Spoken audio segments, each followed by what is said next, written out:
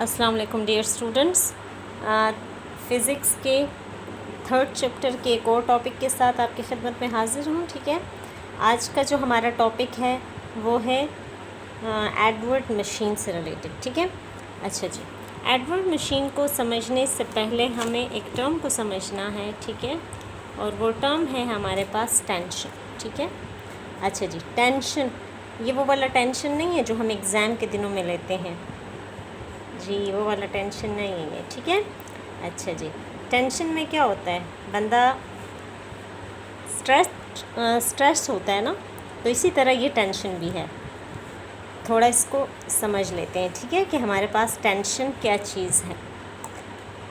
The pulling force exerted by a stretched rope, string, cable or cord on an object to which it's attached is called a tension force। यानी tension force हमारे पास वो force है जो कि अगर एक string हम ले लेते हैं फॉर एग्ज़ाम्पल, ठीक है, और उससे हमने एक ऑब्जेक्ट को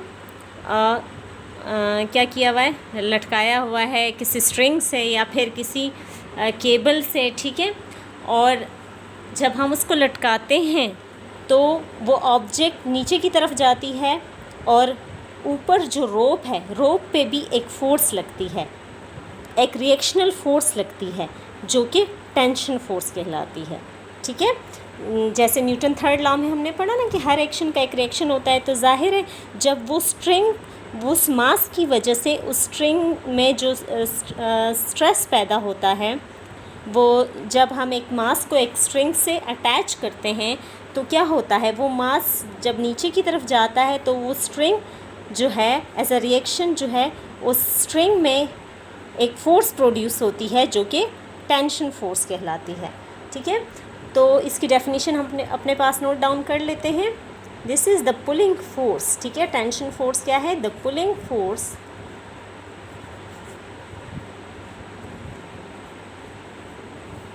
exerted by a stretched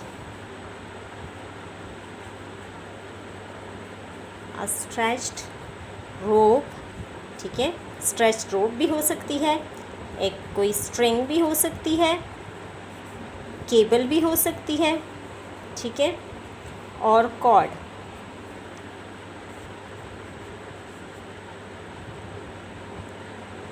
on an object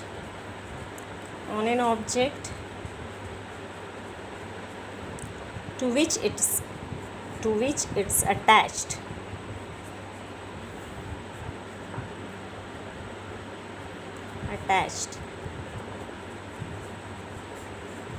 is called tension। ठीक है, इसको हम टेंशन कहते हैं। अच्छा जी, टेंशन या टेंशन फोर्स। ठीक है, अच्छा जी, टेंशन फोर्स को हमने समझ लिया। अब हमारे पास है एडवर्ड मशीन। तो ये एडवर्ड मशीन है क्या, पहले तो हम इस मशीन को जानेंगे कि ये मशीन है क्या हमारे पास। ठीक है, चैलेंज एडवर्ड मशीन हमारे पास, एडवर्ड मशीन को समझ लेते हैं। ठीक है,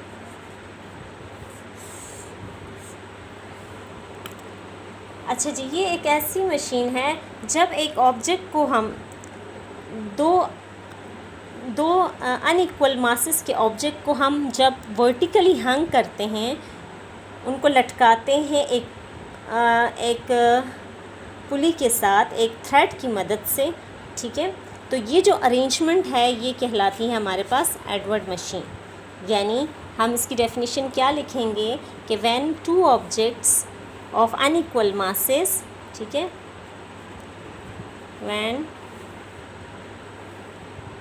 two objects of unequal masses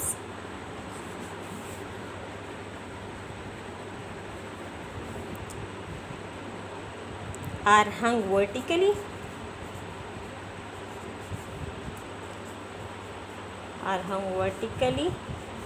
over a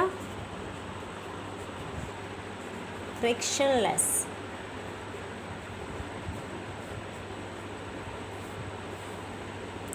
pulley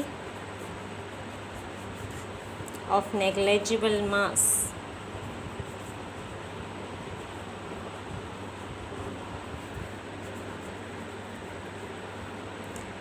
The arrangement is called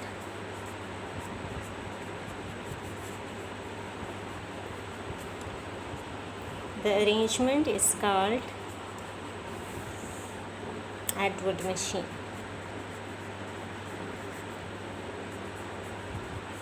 अच्छा जी,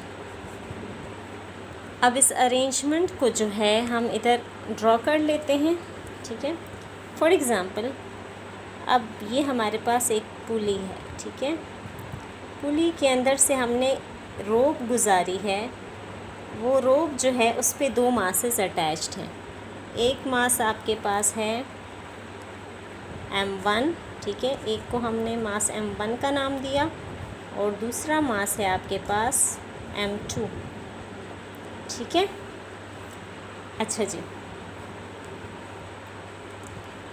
अब ये जो अरेंजमेंट है इसको एडवर्ड मशीन कहा जाता है कि पुली के ऊपर से हमने एक रोप को गुजारना, उस रोप के एक साइड पे हमने बड़े मास का ऑब्जेक्ट अटैच करना, दूसरे पे उससे थोड़े कम मास का ऑब्जेक्ट रखना है, ठीक है। अच्छा, यहाँ पे जाहिर है डाउनवर्ड जाएगी ये, क्योंकि इसका मास ज़्यादा है तो टेंशन फोर्स अपवर्ड एक्ट करेगी। रिएक्शनल फोर्स है ना, इसी तरह यहाँ भी टेंशन अपवर्ड एक्ट करेगी और इसका वेट जो है वो डाउनवर्ड। अच्छा जी, अब हम इस अरेंजमेंट को मज़ीद सिंप्लीफाई करते हैं। इस अरेंजमेंट की मदद से हम एक्सेलरेशन फाइंड आउट करते हैं और टेंशन भी, ठीक है। अब एक्सेलरेशन और टेंशन को फाइंड आउट करने के लिए हम क्या करते हैं, कंसिडर मोशन। इसी अरेंजमेंट में इस मोशन, इन 2 ऑब्जेक्ट की मोशन को हम कंसिडर कर लेते हैं, ठीक है। Consider motion of 2 bodies having masses M1, ठीक है। एक मास है आपके पास M1, दूसरा मास है आपके पास M2। अरेंजमेंट में मैंने आपको बताया ना कि हमने एक साइड पे M1 को लिया, दूसरी साइड पे M2 को लिया, और M1 is greater than, M1 क्या है, ग्रेटर देन M2 है, ठीक है। जब M1 ग्रेटर है तो जाहिर है वो नीचे की तरफ जाएगा, क्योंकि जब वेट ज़्यादा होता है तो वो नीचे की तरफ जाएगा। और टेंशन यहाँ पे मैं बना देती हूँ दोबारा ताकि आपको समझने में आसानी हो, ठीक है। पुली ड्राइंग मेरी वीक है बहुत ज़्यादा, सो सॉरी फॉर दैट।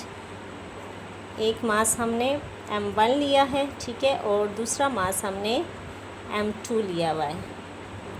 चूँकि M1 is greater than M2 तो ये नीचे की तरफ डाउनवर्ड मोशन कर रही है और उसका जो टेंशन इसमें प्रोड्यूस होती है वो अपवर्ड, ठीक है। और यहाँ भी टेंशन अपवर्ड है और इसकी मोशन। अब जब M1 चूँकि ग्रेटर है M2 से तो ये नीचे की तरफ जाएगा, ठीक है।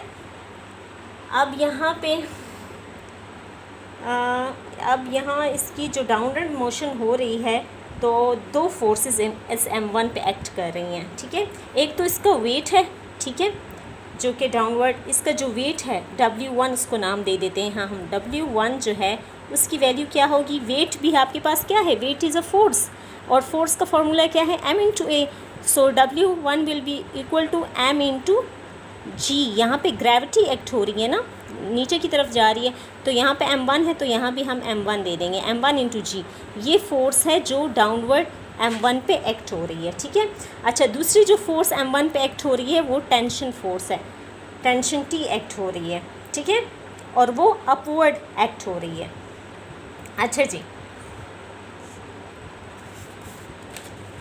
अब इस डाउनवर्ड और अपवर्ड मोशन की वजह से यहाँ हमारे पास एक्सेलरेशन प्रोड्यूस हो रही है। तो जो F नेट फोर्स है, यानी इस M1 पे जो नेट फोर्स एक्ट हो रही है वो इक्वल है किसके, आपके पास W माइनस T के, यानी इसका वेट और इसमें जो टेंशन प्रोड्यूस हो रही है वो, यानी नेट फोर्स जो एक्ट हो रही है M1 पे वो क्या है, इसका डाउनवर्ड यानी वेट इसका, और इसमें अपवर्ड जो टेंशन है वो नेट फोर्स इस पर एक्ट हो रही है, ठीक है। या इसको हम ऐसे भी लिख सकते हैं, F जो है हमारे पास M इंटू A की इक्वल है, सही है। सो M1 इंटू A, क्योंकि हम यहाँ M1 की बात कर रहे हैं, इज़ इक्वल टू W की जगह हम लगा सकते हैं क्या, W की जो वैल्यू है M1 into G minus T। अब इसको हम रीअरेंज करें तो हमारे पास आ जाएगी टेंशन की वैल्यू जो कि है इक्वल आ जाएगी T is equal to m1 into G minus m1 into A. ये हमारे पास आ गई इक्वेशन 1। ठीक है, इसको हमने इक्वेशन 1 का नाम दे दिया है।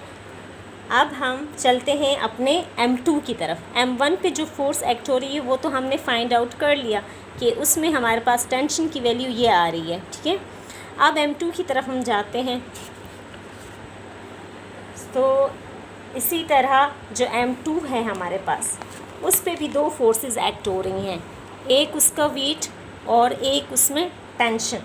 ठीक है, लेकिन m2 चूँकि अपवर्ड मूवमेंट कर रही है ना, डाउनवर्ड तो नहीं आ रही नहीं, क्योंकि उसका वेट कम है तो वो अपवर्ड जा रही है। तो इसका मतलब क्या हुआ कि हमारे पास जो एक्सेलरेशन इसमें प्रोड्यूस हो रही है, एक्सेलरेशन इस से हमें पता चलता है कि इसमें एक्सेलरेशन प्रोड्यूस हो रही है, क्योंकि change in velocity scale acceleration change है ना, और जो अपवर्ड फोर्स है वो और डाउनवर्ड फोर्स दोनों चेंज है आपस में। तो जो हमारे पास यहाँ पे फोर्स एक्ट हो रही है, यहाँ पे यानी जो m2 पे m2 जो है वो लेस देन m1 है। ठीक है, तो m2 पे जो फोर्स एक्ट हो रही है वो टेंशन T भी एक्ट हो रही है और उसका वेट भी है, उसको हमने W2 का नाम दे दिया, क्योंकि वो वेट 2 है ना, सेकंड वेट है तो उसको W2 का नाम। अब यहाँ T माइनस W2 हमने क्यों किया, क्योंकि देखिए यहाँ T की वैल्यू ज़्यादा है। ठीक है, टेंशन ज़्यादा है, जिसकी वजह से वो बॉडी जो है अपवर्ड मूवमेंट कर रही है, डाउनवर्ड मूवमेंट नहीं कर रही।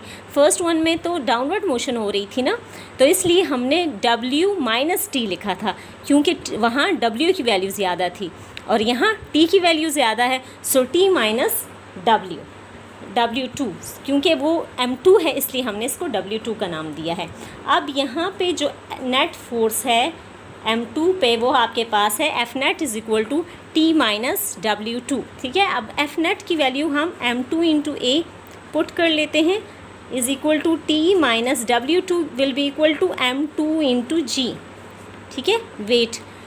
अच्छा जी, अब यहाँ से हम इसको अरेंज कर रहे हैं तो हमारे पास T की वैल्यू आ जाएगी m2 into A plus m2 into g. This is our second equation. ठीक है, अब ये हमारे पास हमारी सेकेंड इक्वेशन आ गई। अब हम क्या करेंगे,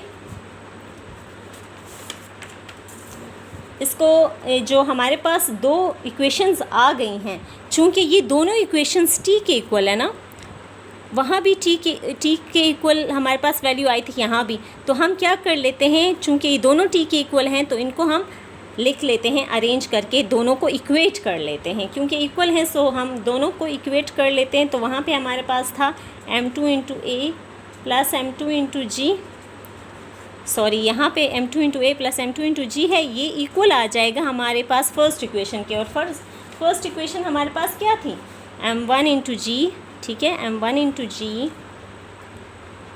माइनस m2 इंटू जी आई थी। अच्छा जी, अब इन दोनों को हम इक्वेट कर लेते हैं, दोनों वैल्यूज़ को हम इक्वेट कर लेते हैं। ठीक है, अच्छा जी, अब ये इन दोनों को हम इक्वेट करते हैं तो देखते हैं डिवाइडिंग। अच्छा, पहले हम क्या करते हैं, इसमें से कॉमन ले लेते हैं। अब यहाँ से अगर हम कॉमन लेना चाहें तो यहाँ पे देखें, नहीं पहले तो हम कॉमन नहीं ले सकते ना, पहले हम इनको अरेंज करेंगे।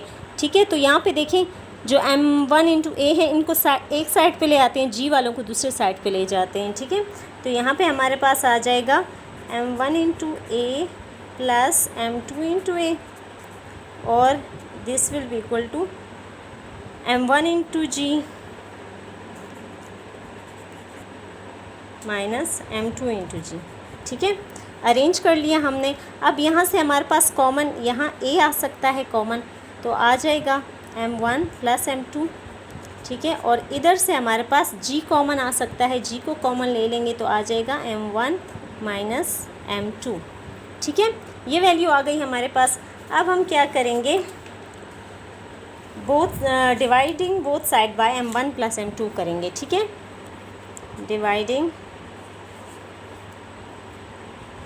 Both sides by m1 plus m2। ठीक है, तो पहले हमारे पास ऊपर जो है m1 प्लस m2 है।